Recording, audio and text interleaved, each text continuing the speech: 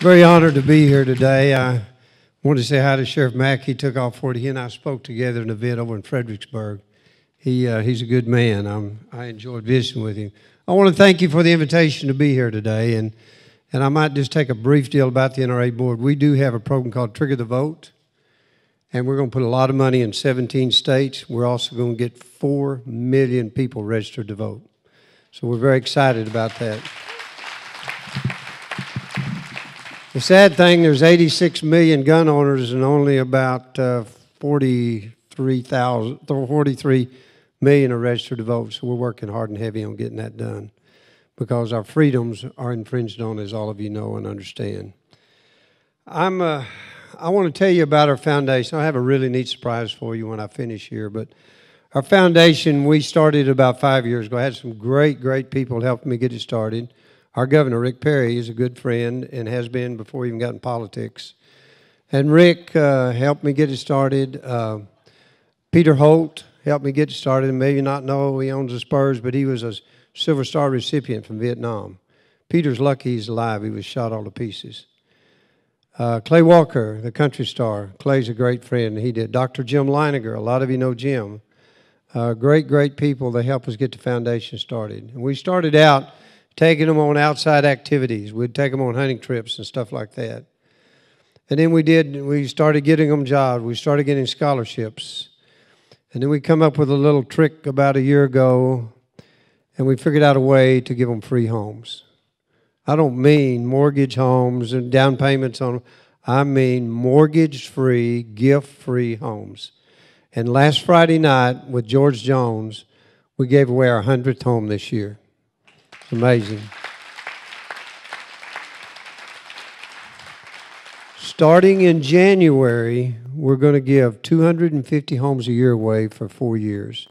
1,000 homes are $250 to $300 million worth of homes to these wounded heroes. Is not amazing?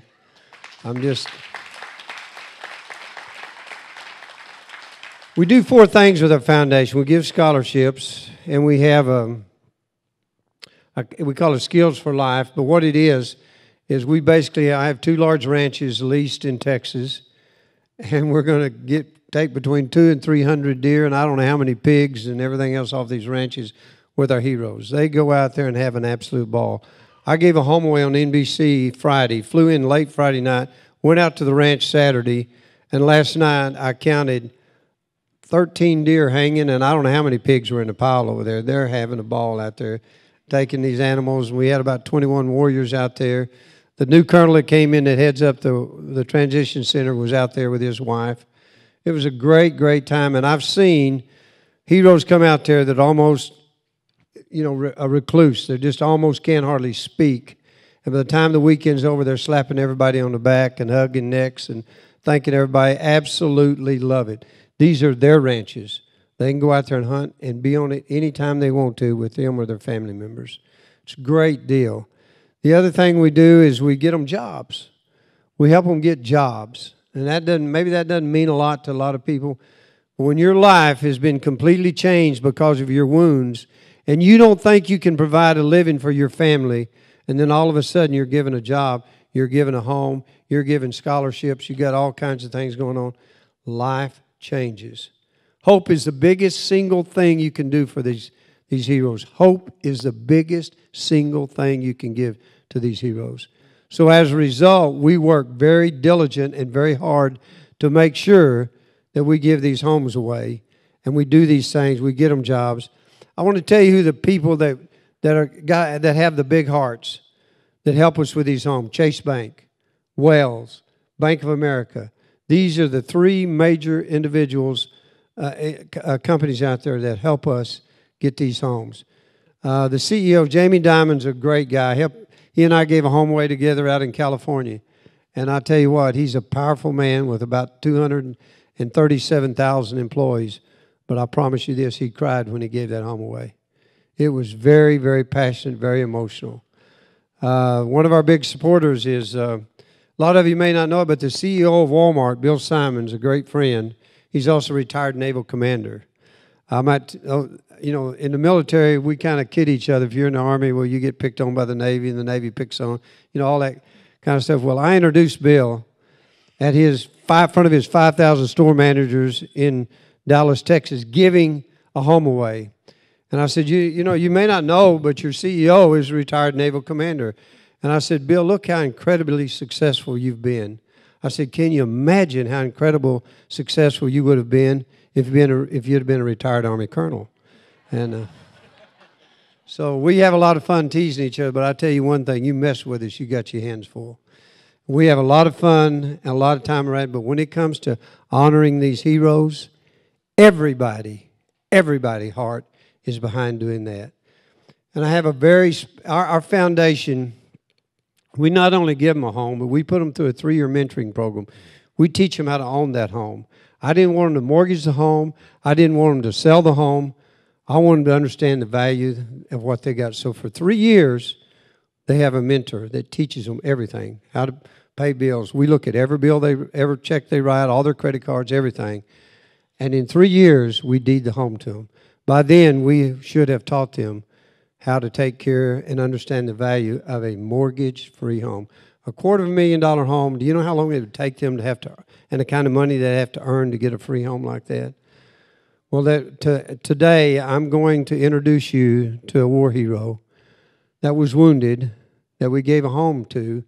It was kind of a neat deal. We gave it with Miranda Lambert and Merle Haggard at Fort Sill, Oklahoma, in front of about 8,000 warriors and their family members.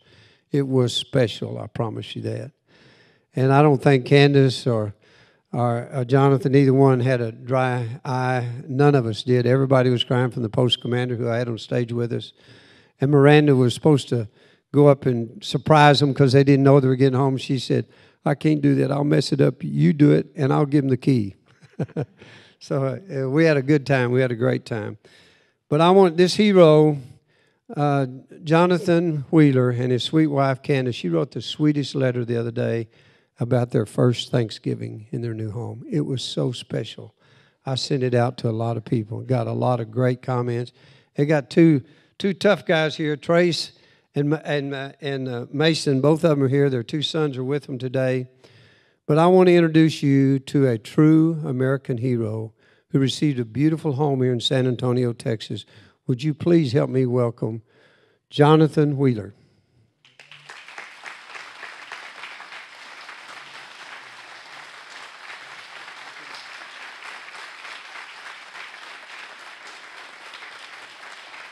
You guys can quit that. You ain't got to do that. Y'all quit that. You make me cry before I even start talking. You took half my speech talking about the organization there. I tell you what, I ain't got much to talk about now, but I only got 6 pages here, so. You said 45 minutes, right, Mr. Kaplan? No, I'm just kidding. Anyway, this is a lot different than speech class with 30, 40 students in it. They don't prepare you for this. Anyway, I was going to start off with a joke, but all I know are jokes about Army generals, so I'll leave that one. Since general's here, I won't say that one. Anyway, I was talking with a friend the other day, and this guy, he thinks he can find a conspiracy in everything. And you know the big ones, like did we land on the moon, or the Kennedy assassination, or Area 51. He loves that one. Anyway, we're talking about, and he said, did you know that there are numbers in all of our culture? And I was thinking about it. He goes, especially number 3. He goes, there's number 3 everywhere in our culture. And I was like, what are you talking about? So I wanted to understand what his warped kind of brain is thinking. And he said, well, there's 3s everywhere. He said, like Christianity, you got the Father, the Son, and the Holy Spirit. He said you got 3 wise men with the 3 gifts, the gold, frankincense, or myrrh. Movies or books, you've got The Good, the Bad, and the Ugly. Star Wars, both trilogies, just not a 6th, whatever you call it. It's 2 trilogies. The Godfather and The Lord of the Rings are both in 3s. So, and then it goes on.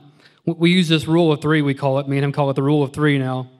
And I'll come up with top three reasons why I joined the military. 1, it just felt right. When I graduated high school, and I grew up on a chicken farm, so getting away from there was great. You know, you smell like a chicken when you go on your dates. It's like, you can't wash that stuff off. But it just felt right in the pit of my stomach. I just wanted to do something for the greater good. You know, my grandparents, my grandfather, he's in heaven now, but thank God for him. He always told me, when you serve something else, it will ultimately serve you if you do it with no expectations. And so that was my number one reason. I just wanted to join the military and do it for the common and greater good. And if I get something back out of it, so be it. If not, God will bless me anyway. The second reason, I just wanted to help. Help with defend our country, or help with humanitarian needs, or just to help. And the third reason, I wanted education. Not just a college education, but just maturity and growing up education. Because, again, on a chicken farm in Arkansas as a redneck, we ain't very smart. So, the last thing you hear before a redneck funeral is, hey, y'all watch this. So I needed some education. Anyway, fast forward about 15 and a half years to 2007, I was getting that education in Iraq on my second tour. And I was really educated in the brutality and the carnal nature of human beings. A lot of these human beings that we encountered, their passion for killing Americans is greater than the love for their families. And that is their ultimate goal. And, occasionally I'd go back to the barracks or go back to the base, and I'd have blood on my hands from either them or our own soldiers. And being a medic and trying to do my mission was to help. And the hardest thing I had to do was take care of a young man who just killed or injured one of my friends. To look him in the face and just say, I'm here to help you. It took everything I had.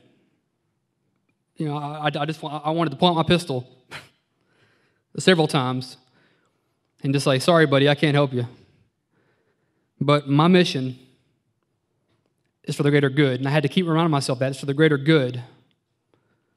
I'm a non-combatant. I'm a medic, so I can't be carnal. I can't show him the same brutality that he showed me and my friends. Anyway, I'd get back to the barracks, wash myself off, clean off my body armor and my uniform, and on your boots and your fatigues, sometimes the blood just doesn't go away. It's just there, and it's a constant reminder daily of what you're doing. And I think about it now, and I never really even had it. I never had fear. My wife has asked before, and she's like, did you ever fear getting in the truck that day? I'm like, I had two things to worry about. Getting in the truck, and then getting back out of the truck at the end of the mission. That was my two worries. I didn't have bills to pay. I didn't have to worry about my wife or kids. They were being taken care of here in America. They were safe. But when I was washing my hands off at night and washing myself, I would stare at myself and just try and find a reason to say I quit. I give up. I'm done. I want to go home. I'm done. And I just never found that. Today I haven't found anything that'll make me want to quit, except helping with the laundry. I'm like, I quit. But anyway, that's another story. When I would try and find this reason to quit, just one thing kept popping in my mind, and it was their doorstep or mine. And that just kept coming to my head, and I didn't understand what it meant at the time. And thinking back about it now, I think if I quit sooner than later, I'm going to have to defend the life of my wife and my children. Okay, I'll do laundry tonight, baby. I would have to defend the life of my wife and my children on my doorstep instead of theirs. And that kept me from quitting, because I would give my dying breath to not have to defend them over here. And sadly enough, we're heading down that road. If things don't change, we're heading down that road. Anyway, I kept a picture of my boys and my Kevlar, and I kept a picture of my wife and my body armor between my sappy plate or my body armor plate and my heart for protection. Well, when I did get injured, I didn't have the body armor or the Kevlar on, so I got hurt. I was coming off mission one morning, and I went to the chow hall. I'm trying to make it as quick as possible, sorry. I was sitting in the chow hall, and I was getting ready to leave, and once a month they flew in 144 Krispy Kreme donuts in a cart. And I was walking out of the chow hall, and I saw this thing coming in, and I'm like, I'm getting a Krispy Kreme donut today. I've missed it the last 3 months. I'm getting one. So I went back in, got my donut, got my coffee, and sat down. And I had just taken a bite when the rocket hit the chow hall. About a room about this size, and we were sitting about 40 feet from the wall, probably from here to the wall right there like that, 40, 50 feet, and it hit in the corner. And I remember looking down, I had a piece of rebar in my right ankle, sticking out my right ankle, and I had a piece of probably silver dollar size shrapnel hit me in the right hip, and it hit my hip bone, glanced off, nicked my sciatic nerve, and came out my lower back. I don't remember a whole lot, but people tell me that I finished that donut in the bunker out in the ceiling tile and all. But I had a skull fracture from flying into a salad buffet cart when the concussion threw me.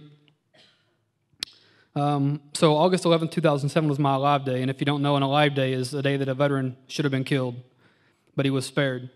And I honestly believe that my Alive Day happened so people like General Sisco and the Military Warrior Support Foundation could bless these injured warriors. And he calls me an American hero, and I don't even start to believe that. I was just doing what I thought was right, and it's amazing that he calls me a hero, and I was just doing my job. I didn't ask to get injured that day. I didn't ask for anything in return, and I still haven't asked for anything in return. But this organization, like he was saying, they give something that a veteran cannot give him or herself after they get back from theater and they're injured and they're trying to figure out, okay, now that I'm in a wheelchair, I got hardware on my ankle and I got this massive hole in my right butt cheek from this shrapnel and I can't walk, I can't sit down, I'm having migraines, I'm having nightmares, having all kinds of problems. How am I going to support my family now that you're back and you're sitting there in your house and these four walls are closing in on you daily?